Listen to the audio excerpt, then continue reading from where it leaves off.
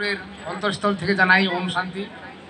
উনি অত্যন্ত প্রাঞ্জল এবং সুন্দরভাবে উপস্থাপন করতে পারেন এবং কি বলবো রসিকভাবে কথা বলতেও ভালো পারেন।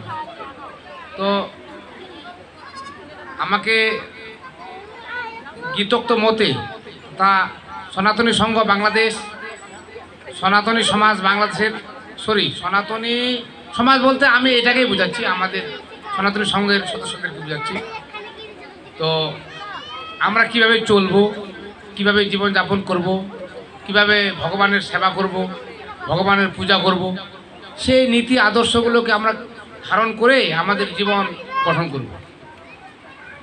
তো আমরা সকলেই শুধু জ্ঞানের কথা বলি, তবে আমাদের কিছু কাণ্ড জ্ঞানের কথাও বলতে হয়, যেগুলো না বললে আমাদের যে সনাতনী সমাজ, আমাদের যে সনাতনী হিসেবে আমরা যে জন্মগ্রহণ করেছি সেই আদর্শগুলো আমাদের যদি ধারণ না করি, সেই অনুপাতে যদি জীবনযাপন না করি, তাহলে আমরা ক্ষতিগ্রস্ত হচ্ছি। আমি বিশেষ করে প্রথমে বলতে চাই, এই অঞ্চলের এই এলাকার ছোট ছোট ছেলেমেয়েরা যেভাবে গীতা পাঠ করলো, আমি যার বন্যায় খুশি। সেই সময়ে আমরা গীতা হাতে নিতাম না, এখন তারা কি সুন্দর এবং অত্যন্ত মানে দক্ষতার সহিত গীতার যে উচ্চারণগুলো তারা করলো, আমি নিজেই অবাক হয়ে যাচ্ছি। তো সবাইকে আমি আশীর্বাদ করি, তারা যেন আগামী প্রজন্মকে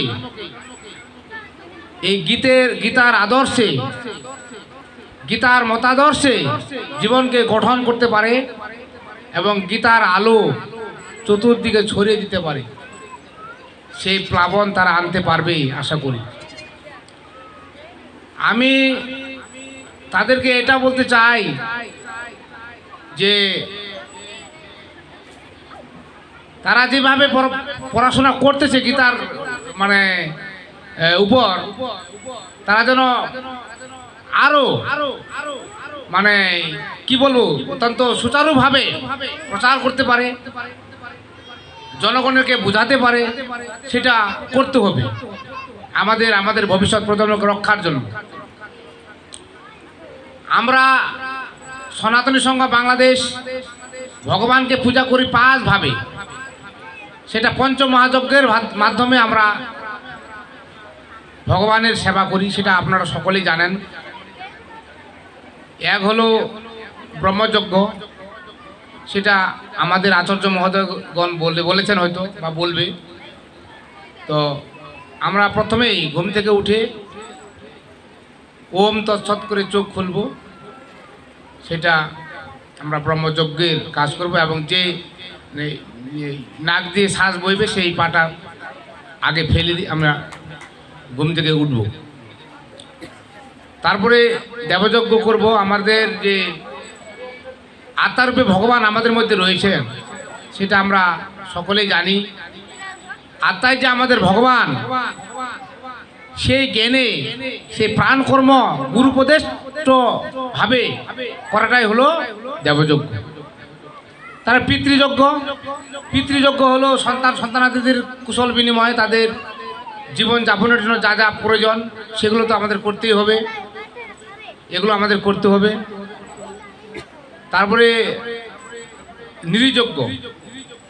নৃযজ্ঞটা হলো নৃ মানে মানুষ, তো প্রত্যেক মানুষের মধ্যে ভগবান বিরাজমান, সেই মানুষের সেবা করার মধ্যে ভগবানের সেবা করা আমরা মনে করব। তাহলে কি হবে, যেমন পৃথিবীতে যারা আমাদের থেকে বড় তারা পিতৃতুল্য, প্রত্যেক বয়স্ক মানুষকে আমরা পিতৃতুল্য হিসেবে সম্মান করব, শ্রদ্ধা করব। এটা আমাদের সনাতনী সংঘ বাংলাদেশের নিয়ম এবং আদর্শ। এবং যারা ছোট ছোট আমাদের থেকে ছোট, তাদের আমরা সন্তান হিসেবে মনে করব, তাদের মধ্যে ভগবান আছে সেই জ্ঞানটা আমাদের মধ্যে রাখবো। এইভাবে আমাদের প্রত্যেকের মাঝে যে ভগবান আছে, এইভাবে আমরা ভগবানের সেবা করতে পারবো। ভূতযজ্ঞ হলো, ভূত মানে আমাদের যে শরীর পঞ্চ মহাভূত দিয়ে তৈরি, ক্ষিতীয় তেজ মরুদ বোম, এইটাকে